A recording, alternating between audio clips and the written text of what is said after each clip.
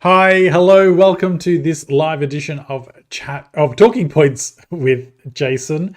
It's so great to have this time with you today.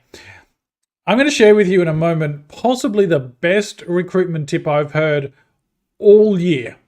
But first, I take the opportunity to remind you that today, the latest edition of Chats with Jason, my regular podcast and YouTube channel, has gone live. I interview Iva Yorgov and talk about the many different things like customer abuse and how it's becoming a real issue in terms of employee engagement, employee experience, because so many employees have to deal with abuse from customers. And I'm sure you've seen it like I have. You know, you go to a McDonald's or your post office or so many places, they have these signs up that say we don't tolerate abuse or towards our team members. I can remember a time when that sign was never seen anywhere, and people just treated others with respect. And of course, you'd have the odd aggravated customer, but it's a problem that's getting out of control. So we break the silence. We talk about customer abuse and also how to transform experiences and achieve profitable growth. That's all on the latest edition of Chats with Jason. As like I said, you can see it on YouTube and on all popular podcasting platforms.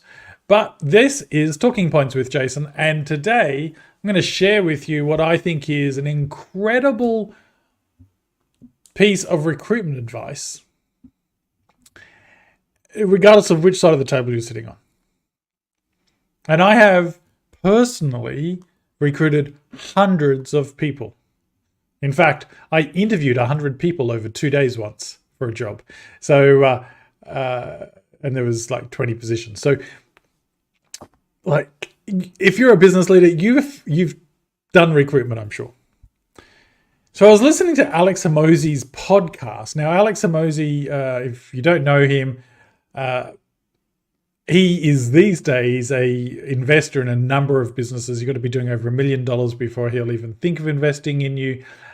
He started out with gyms and helping gyms grow, and then from there he's become seen as a business growth and marketing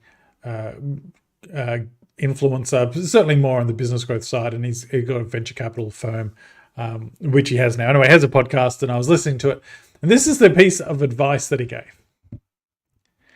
If you're not learning something in the interview, then that candidate isn't the right one for you. Now, I'm paraphrasing a little bit, I'm sure, but essentially, as the hiring manager, he suggests that if they're not teaching you something during the interview, then they're not going to be an A player. They might do what you already do, but they're not going to push you to go further. Conversely, if you're the person being interviewed, how can you demonstrate your expertise by teaching the person interviewing you something about your craft? Could be a unique point of view. It could be a different way of achieving a result. But so often when you're interviewing someone, their response will be, this is an event, this is what I did, and this is the result I got.